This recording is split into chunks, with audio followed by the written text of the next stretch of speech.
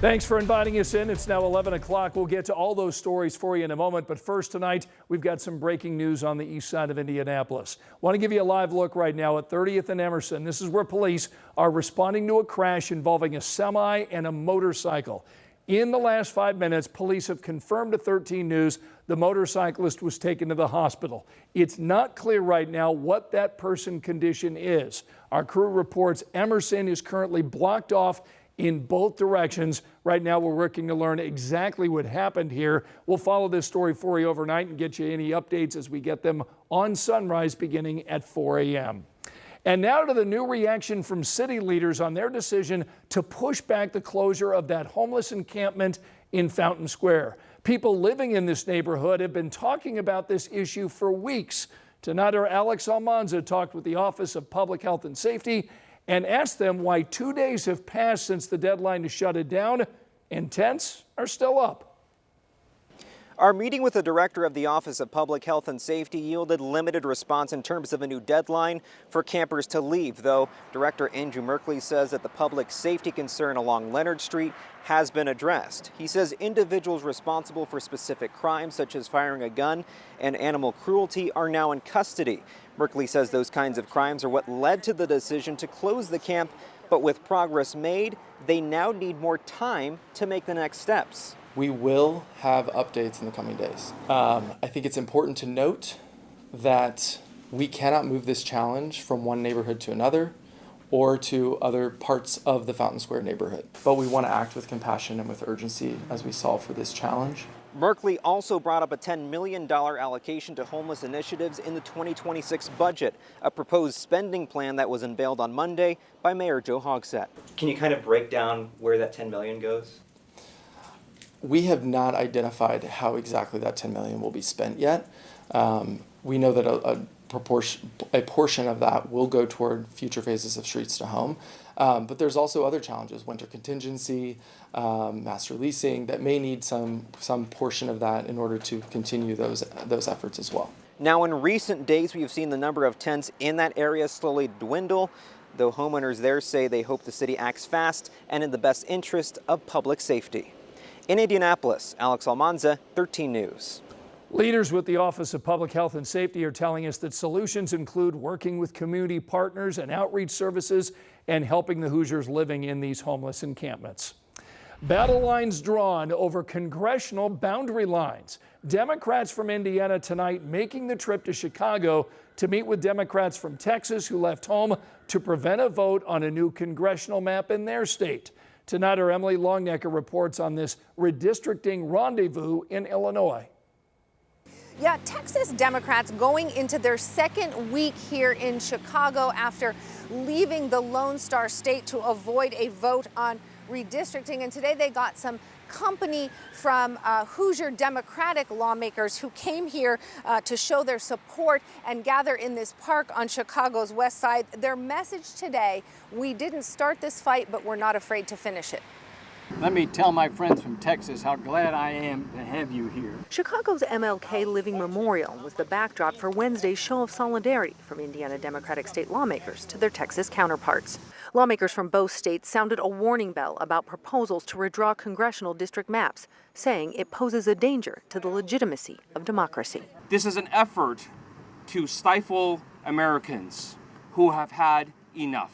Texas Democratic lawmakers like Texas House Minority Leader Gene Wu fled their state 2 weeks ago to avoid a vote on redistricting after Texas Governor Greg Abbott called a special session to vote on the proposal. Redrawing the maps of Texas's congressional districts would give Republicans a chance to gain 5 more seats in the U.S. House of Representatives in the 2026 midterm elections. Unlike Indiana, Texas Republicans don't hold a supermajority in their state legislature, so at least some Democrats need to be there to vote on the redistricting proposal.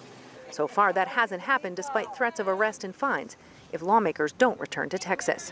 Redistricting has also been a topic in Indiana. Governor Mike Braun said the topic came up when he and other Republican leaders met with Vice President J.D. Vance last week. Never in my life did I think that the Vice President of the United States would come to my state to ask our legislature to shoplift 2 congressional districts, steal them off the shelf, run outside, and wave them in front of the country. We cannot have this kind of conduct. So far, Governor Braun hasn't committed to calling for a special session, and Indiana Democrats say he shouldn't. Congressional district maps are redrawn every 10 years after a census is taken that shows population changes. To redraw them now would come 5 years ahead of schedule. This behavior that we're seeing today, we would not expect it from this country. We would expect that from a dictatorship, not from the United States of America. Indiana Democrats' visit to Chicago didn't go unnoticed by Indiana Republicans, who put out a post on X earlier in the day, accusing Democrats of, quote, running off to Illinois to fearmonger about redistricting. Indiana Republicans posted a map showing Illinois' 17 congressional districts, only 3 of which belong to Republicans, saying, quote, Indiana Democrats might want to take a look at what gerrymandering actually looks like. And no word yet or a date of when Texas Democrats could be heading home. Hoosier Democrats headed home tonight, saying today's trip was about showing solidarity and helping ignite this national conversation around the issue of redistricting. In Chicago, Emily Longnecker, 13 News. And tonight there is pushback from the most conservative state lawmakers in Indiana about redistricting here. As Governor Mike Braun and other GOP leaders consider a special session, the governor told us he wants to see if there's enough support among legislators to do it. As Emily mentioned in her story, the vice president was here in our city last week to encourage it, but not everyone is on board. We have a supermajority in both House and Senate. At State House, we have the governor's office. Every elected state position is held by Republican. So there's no need to go back in and risk any gains that we may have, that we have made in the past decade plus, to risk picking up maybe 1 congressional seat. Right now, Republicans hold 7 of Indiana's 9 House seats. Democrats hold 2, including District 7 here in Indianapolis. State Representative Becky Cash, who represents Zionsville, responded to a constituent question on Facebook saying, I do not support redistricting and do not know of any reason why Indiana should redistrict. State Representative Daniel Lopez of Carmel posting on social media, I have heard from several folks and want to be clear on my position. I am a hard no on potential efforts to redraw electoral maps in Indiana mid-decade. Angela? Scott, we had a few showers earlier today, even a few rumbles of thunder. Radar is clear right now, and skies will start to clear overnight. We're in the 60s and 70s, already dropping to 69 in Muncie, 74 Shelbyville, 73 in Bloomington right now. Overnight temperatures in the 60s. Kind of a refreshing start to our Thursday. Great day to be at the fair. Lots of sunshine, highs in the 80s. All right, Angela, thanks so much. Tonight at 11, investigators in Muncie are now tracking some new leads in the disappearance of a little boy. Hayden Manis was just 5 when he was last seen in August of 2020. No one reported this boy missing until last fall.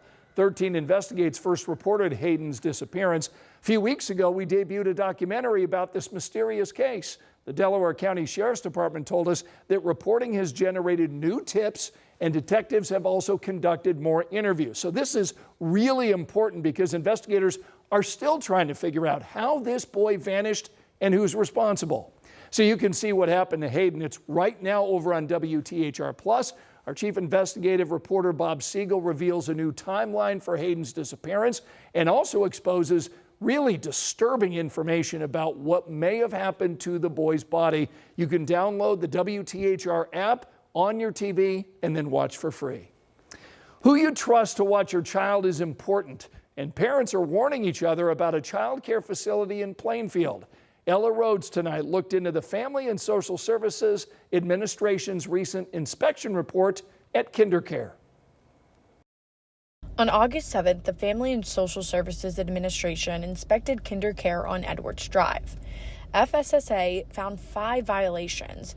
At least 1 was critical. The first violation says caregivers weren't attentive to children. 3 violations say the director failed to report to authorities a complaint of alleged abuse. Another violation says caregivers sprayed children's heads and faces with a hose. Jenny Goodman took her daughter out of the daycare shortly before the most recent inspection. She talked to 13 News, but asked to not show her face due to the sensitive nature of what happened. Goodman says her 2-year-old was bitten more than a dozen times. She says she reported the incidents to staff. But still often enough to be concerning. And I do understand that at that age that can happen, but I do also think that it is preventable with the right supervision. Goodman says she was at first surprised about the report. Going back and thinking all the incidents that happened, they do add up, and it maybe does make sense. KinderCare says 2 staff members are on administrative leave. In a statement to 13 News, KinderCare says, "We are retraining staff on childcare best practices, including their responsibilities as mandated reporters, proper classroom supervision, and appropriate child guidance.